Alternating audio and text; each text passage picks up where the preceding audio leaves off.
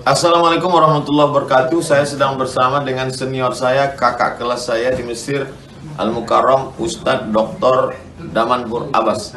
Nikmati kajian-kajian tausiah beliau yang bergizi, berkualitas di channel Ustadz Damanhur Abbas. Jangan lupa tonton, subscribe, like, share, and comment. Assalamualaikum warahmatullahi wabarakatuh.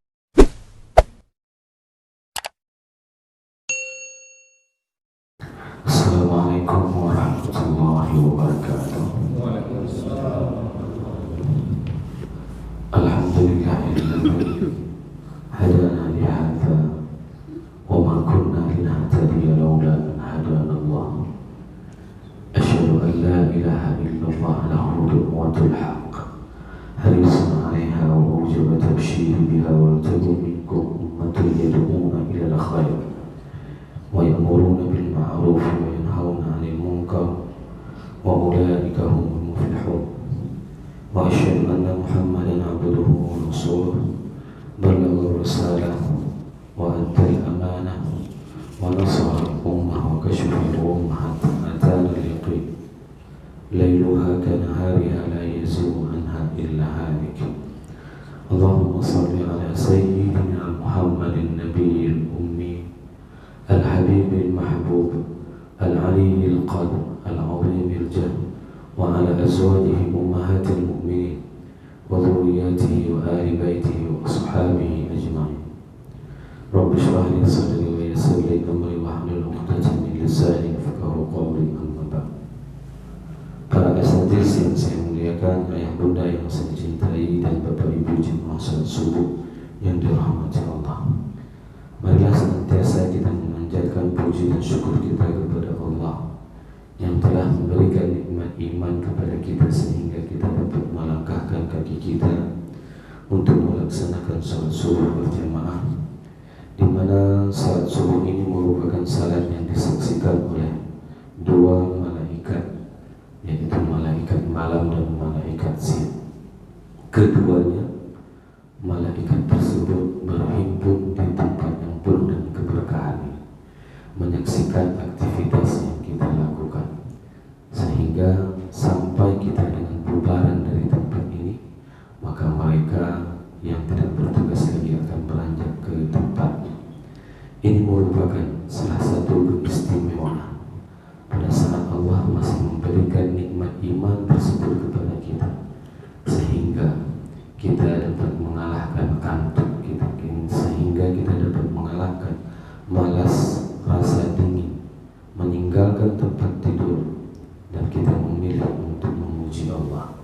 Semoga nikmat-nikmat seperti ini terus diberikan oleh Allah kepada kita, sehingga kita menjadi hamba yang senantiasa bersyukur terhadap nikmat yang Allah berikan kepada kita. Salawat dan salam mari sama-sama kita panjatkan kepada junjungan kita Nabi besar Muhammad sallallahu alaihi wasallam yang telah membawa umat manusia dari alam jahiliyah ke alam yang penuh dengan ilmu pengetahuan. Kalaulah seandainya Rasulullah tidak pernah diutus, maka kita tidak tahu harus membaca apa di dalam salat, dan kita pun tidak tahu harus mengerjakan apa pada saat subuh hari. Kesemuanya itu kita mendapatkan tuntunan dan panduan hidup, sehingga kita menjadi umat yang terarah, sehingga kita menjadi umat yang senantiasa akan mengingat jasa-jasa Rasulullah SAW. Karena kelak pada saat kita dibangkitkan oleh Allah, maka kita akan mencari sosok Rasulullah SAW. Untuk apa? Untuk mendapatkan syafaat dari beliau. Untuk apa? Untuk mendapatkan suguhan air dari tangan mulia tersebut, sehingga siapapun yang disuguhkan air oleh Rasulullah sallallahu alaihi wasallam, maka mereka tidak akan pernah merasakan kehausan selama. Ini merupakan nikmat yang akan kita nanti, nikmat yang akan kita cari. Maka berbanyaklah berselawat kepada baginda Rasulullah sallallahu alaihi wasallam, sehingga kita tidak asing bagi beliau Rasulullah sallallahu alaihi wasallam. Semoga jemaah yang berhadir pada subuh yang berbahagia ini merupakan di antara umat Nabi Muhammad Sallallahu Alaihi Wasallam yang akan diberikan syafaat oleh baginda Rasulullah Sallallahu Alaihi Wasallam, dan akan disuguhkan air dari telaga Kautsar dari tangan mulia tersebut. Allahumma amin. Bapak Ibu jemaah salat subuh yang dirahmati Allah, pada subuh yang berbahagia ini kita akan melanjutkan dua ayat, di mana dua ayat ini merupakan sambungan dari ayat-ayat sebelumnya yang sudah kita jelaskan, yaitu tentang bagaimana Allah menjelaskan Allah bersumpah dengan beberapa hal. Pada saat Allah bersumpah tentang makhluknya, ini menunjukkan sesuatu itu adalah sesuatu yang dahsyat. Sesuatu tersebut harus mendapatkan perhatian dari kita. Allah berfirman pada ayat sebelumnya yang berbunyi, A'udzubillahi minasyaitonirrajim, Bismillahirrahmanirrahim. Fala uqsimu bisyafaq wal laili wama wasaq wal qamari idza tasaq la tarkabunna tabaqan an tabaq. Ini merupakan sumpah Allah. Allah bersumpah dengan makhluknya, yaitu ufuk merah. Para saintis baru bisa menjelaskan fenomena ufuk merah tersebut setelah 14 abad dijelaskan oleh baginda Rasulullah Sallallahu Alaihi Wasallam. Setelah Allah menjelaskan tentang sumpah-sumpahnya tersebut, maka ada dua ayat yang itu menjadi introspeksi kepada kita semuanya. Allah berfirman di dalam surat ayat 20 dan 21 yang berbunyi, "Fama lahum la yu'minun." Apa yang menyebabkan mereka itu tidak juga beriman kalau seandainya aku telah menjelaskan semua rentetan-rentetan yang terbelakang tadi. Wa idza quri'a 'alaihimul Qur'an la yasjudun. Dan apabila dibacakan kepada mereka Al-Quran, la yasjudun, mereka itu tidak mau tunduk dan tidak mau patuh, tidak mau sujud. Imam Ibnu Ashur di dalam tafsirnya menjelaskan bahwasanya wal makna fama lahum la yakhafuna ahwala yawma liqa Allah fayu'minu.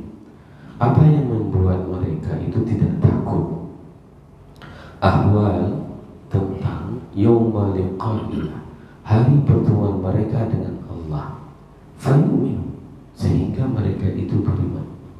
Hal seperti ini dapat kita rasakan terutama bagi bapak-bapak yang berada di tentara.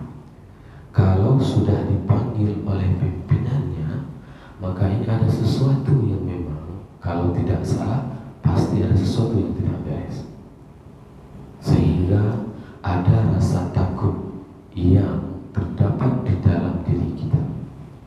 Nah, bagaimana kalau seandainya kita ini berhadapan dengan pencipta langit dan bumi? Amal apa yang sudah kita persiapkan? Kenapa kita tidak pernah takut akan menghadapi hari tersebut?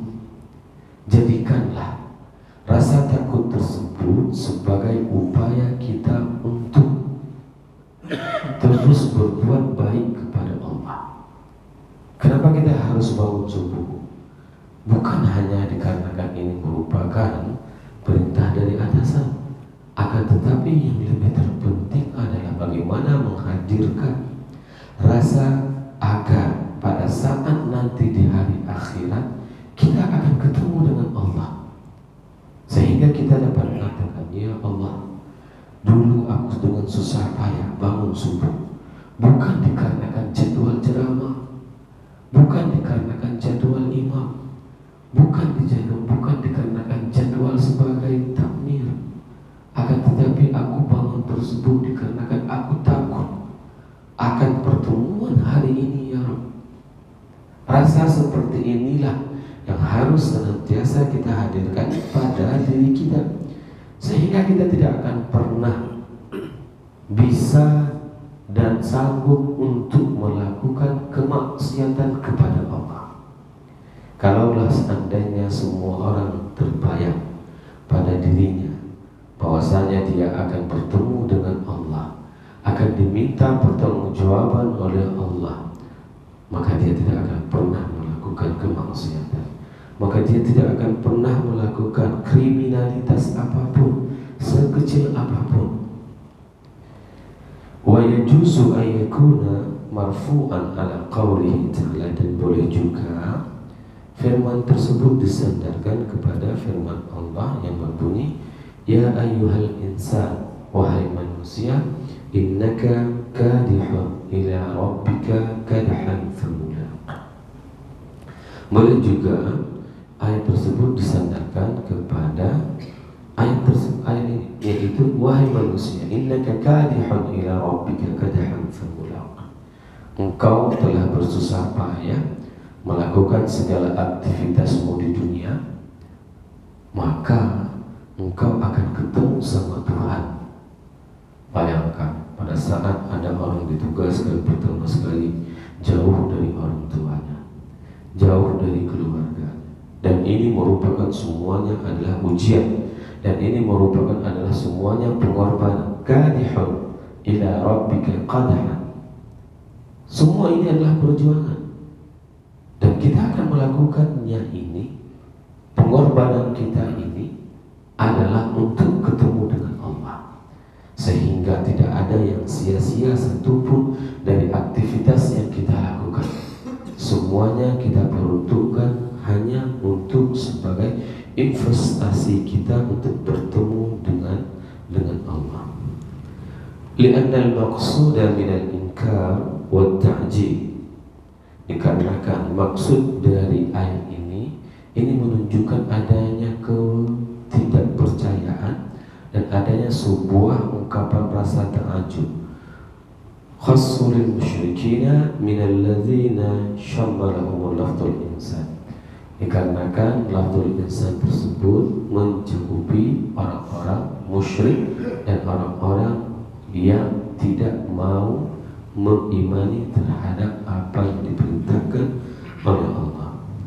Selanjutnya Imam Ibnu Ashur menjelaskan wa yajuzu an yakuna tafri'an ala qawlihi la tarkabunna tabaqan an tabaq. Allah juga menjelaskan pada ayat sebelumnya proses bagaimana tahapan kehidupan manusia, mulai dari dia tidak ada sama sekali syai'an mazkur. Allah mengibaratkan manusia itu adalah sesuatu yang memang tidak pernah disebutkan. Siapa kita hari ini yang sudah mempunyai pangkat, katakanlah jenderal, kolonel, letkol, mayor, kapten? Siapa kita? Kita itu tidak ada apa-apanya, tidak ada siapa-siapanya. Kenapa? Karena manusia diciptakan dari tidak ada. Dan proses tahap kehidupan manusia ini adalah tabakan an tabak. Dari dia tidak ada menjadi dia adanya sperma ketemu dengan sel ovum, maka adalah embrio tersebut menjadi serupa daging, lalu daging tersebut ada tulang belulang menjadi bayi, ditipu. Setelah itu lahir, setelah dia kecil beranjak dewasa dan tua meninggal dunia. Ini adalah proses semuanya. Sama juga dengan sistem kepangkatan yang kita miliki. Pada saat kita lulus pertama PNS akan diterima kalau kami dosen dengan 3B. Setelah itu naik 3C. Semua dengan proses tahapan-tahapan tersebut. Tahapan-tahapan tersebut adalah tahapan yang memang harus kita persiapkan untuk ketemu dengan Allah. Sehingga pertanyaan, fama lahum la yu'minun, kenapa mereka juga tidak beriman?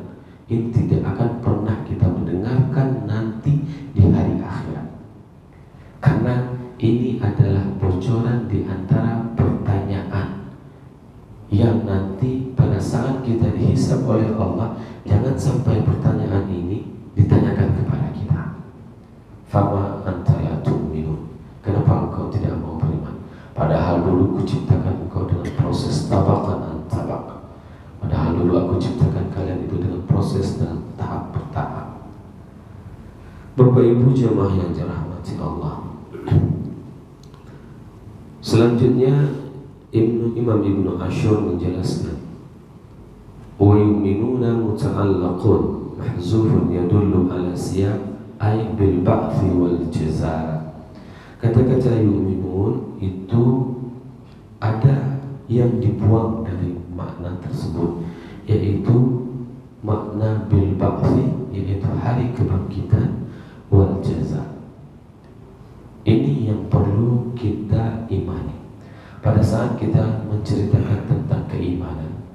adalah sesuatu yang gaib, sesuatu yang tidak nampak dengan kasat mata, sehingga kita bisa mempercayai sebuah pemahaman yang dinamakan dengan al-ba'ats, yaitu kebangkitan. Dan yang kedua, pada saat kita mendengarkan kata-kata yu'minu, maka yang harus tergambarkan di dalam benak kita itu adalah al-jaza, yaitu pembalasan. Ada dua, pertama adalah kebangkitan, dan yang kedua itu adalah pembalasan. Kalau dua hal ini tertanam di dalam semua aktivitas yang kita lakukan, maka kita sudah mengaktualisasikan kata-kata al-yu'minuna tersebut di dalam tatanan kehidupan kita. Selanjutnya Imam Ibnu Ashur menjelaskan mas-sabab alla yakuna mu'minina lidhuhuri dalail ala infiradillahi ta'ala bil ilahiyah. Fa kaifa yastamiruna ala al-isyraq bih? Bagaimana mungkin mereka itu tidak beriman kepada Allah, padahal dalil-dalil, tanda-tanda tentang kekuasaan Allah itu sudah ada di depan mata mereka. Di antaranya, ayat yang kita bacakan ini merupakan tanda di antara kekuasaan Allah. Ini sudah sangat jelas.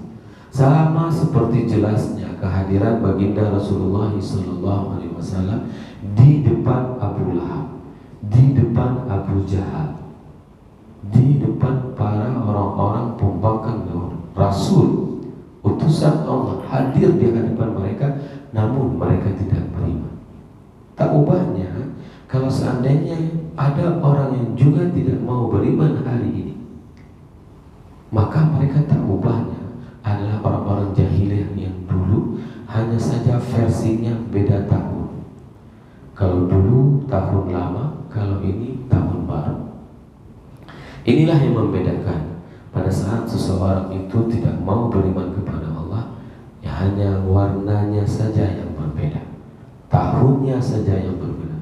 Dulu pada tahun 600 sekian Masehi, sekarang pada tahun 2023. Maka sesuatu yang kita dengarkan tersebut, ya, maka itu harus kita imani dengan ungkapan la yasjudun ataf ala la yu'minun wa idza quri'a alaihimul Qur'an. Apabila dibacakan Quran kepada mereka, mereka tidak mau sujud, mereka tidak mau patuh. Jangan sampai kondisi seperti ini dirasakan oleh kita. Ada satu hal yang sudah kita ketahui. Pada saat ada ustadz menjelaskan tidak boleh minum minuman keras, maka ingat ayat ini. Jangan sampai nanti ditanyakan kepada kita wa idza quri'a alaihimul Qur'an la yasjudun.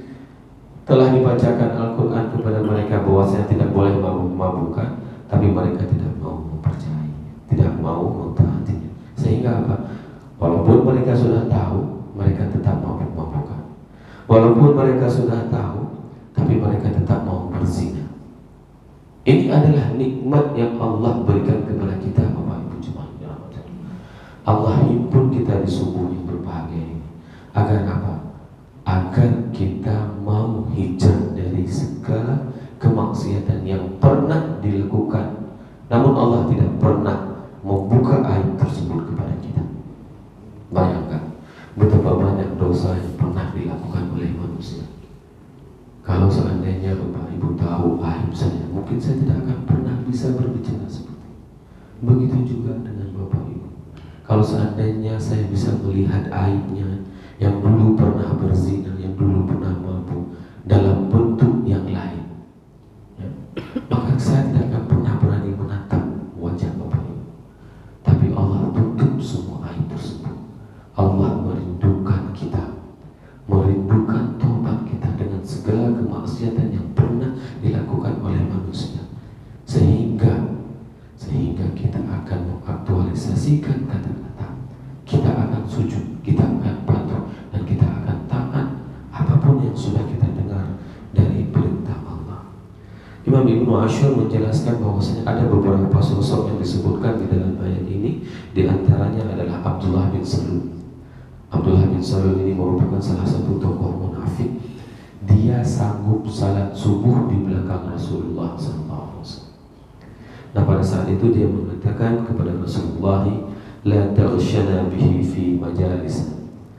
Jangan engkau baca bahasa milenial di dalam majelis. Bayangkan pada saat Rasul menjelaskan tentang ayat-ayat Allah, apa yang dikatakan oleh Abdullah bin Salam? Kok sangaran belum di sini? Ini adalah ungkapan orang-orang yang tidak mau beriman pada saat dibacakan ayat-ayat tersebut kepada mereka. Dan di antaranya itu adalah Walid ibn al-Mughirah. Ini salah satu seorang ahli syair dari Mekah yang sangat-sangat menantang ajaran agama yang dibawakan oleh Rasulullah SAW. Wasujud musta'malun bima'na al-khudu' wal khusyuk. Sujud itu adalah dengan makna patuh dan khusyuk. Khusyuk itu bukan berarti tidak tahu ya. Khusyuk itu menyadari apa yang kita lakukan. Itu makna khusyuk. Bagaimana khusyuk salat Ustaz? Oh, dia itu fokus sehingga dia tidak tahu apa-apa. Bukan. Kenapa? Karena Rasul pada saat lagi salat naik cucunya di atas punggungnya. Apakah Rasul tidak tahu ada cucunya di atas punggungnya? Karena khusyuk tahu. Tapi Rasul tidak bangun dikarenakan ada cucunya di atas kepalanya. Dilamakannya sujudnya sehingga pada saat itu cucunya turun baru Rasulullah bangun dari sujud. Jadi makna khusyuk itu apa? Kita mengerti apa yang kita bacakan di dalam salat kita. Seperti tadi Imam membacakan tentang surat Duha. Itu kita paham apa maknanya. Dan inilah fungsi kita ngaji tafsir dua ayat setiap subuh. Supaya apa? Supaya kita paham. Pada saat kita ketemu fama lahum la yu'minun, maka kita bisa terus terbayang makna yang kita jelaskan ini. Wa idza quri'a 'alaihimul qur'anu la yasjudun. Kita tahu makna sujud itu apa? Yaitu patuh dan fokus. Ini yang harus kita pelajari. Maka kita tidak pernah memperpanjang tafsir subuh Kamis itu sampai dengan 5 ayat, tidak ada. Supaya apa? Supaya Bapak Ibu bisa menghafal setiap pertemuan ini 2 ayat. Begitu kita selesai ngaji satu surat, maka kita sudah hafal satu surat tersebut. Di sini banyak ikhtilaf ulama tentang ayat ini, mengenai fikihnya, mengenai sujudnya. Imam Ibnu Arabi mengatakan as-sujud fi suratil Insyiqaq qaulul madaniyyin min ashabi Malik. Bahwasanya di surat ini sujud nanti pada saat imam berdiri ini salat membacakan ayat ini, wa idza quri'a 'alaihimul qur'anu la yasjudun, maka imam langsung sujud. Jangan kaget nanti Bapak Ibu pada saat ayat itu dibaca, kok bisa salat subuh 3 rakaat katanya. Bukan, ini bukan salat subuh 3 rakaat, akan tetapi sujud yang memang dianjurkan. Ibnu Arabi mengatakan ini adalah mazhab Imam Malik. Dan beliau mengatakan zaidah ala 11, ada 11 tempat sujud di dalam Al-Quran apabila imam membacakan ataupun kita membacakan Quran. Seharusnya pada saat saya membacakan ayat ini saya juga sujud, ya. Tapi karena ini lagi dalam pengajian, maka ini tidak dipraktekkan. Menurut Abu Hurairah, amara indana annal azali wasujud 11 syajadatan. Bahwasanya di dalam riwayat Abu Hurairah ada 11 sujud, laisa fil mafsal minha syai'un, dan tidak ada tambahan di dalamnya. Imam Abu Hanifah, Imam Syafi'i, beliau mengatakan ada 18 sujud yang ada di dalam Al-Quran. Dan Imam Ahmad bin Hanbal mengatakan 17 sujud, tempat sujud apabila kita menemukan di dalam Al-Quran kita sujud. Teknis sujudnya ada yang takbiratul ihram baru sujud, ada yang langsung sujud. Boleh dilakukan dengan berbagai macam pendapat para ulama. Yang tidak boleh bertengkar, yang tidak boleh berantem. Ini yang memang harus kita pelajari. Kenapa? Di salah satu masjid di Lok Sumawe, mungkin di Masjid Al-Fitrah juga kita menerapkan, di subuh Jumat kita membaca surat Sajadah.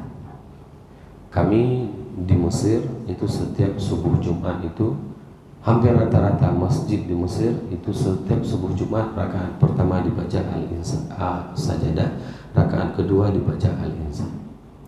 Lama memang iya, tapi lebih lama pada saat kita nanti dibangkitkan.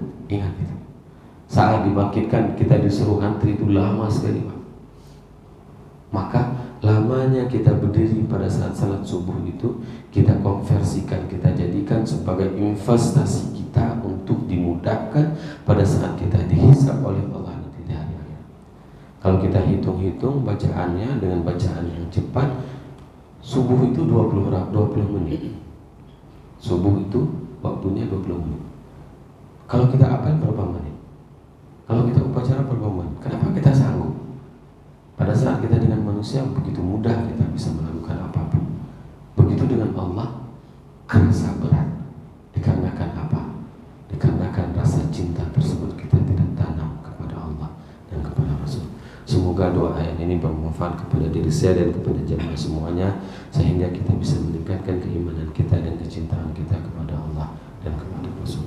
Subhanakallahumma wa bihamdik, asyhadu an la ilaha illa anta, astaghfiruka wa atubu ilaik. Wassalamualaikum warahmatullahi wabarakatuh.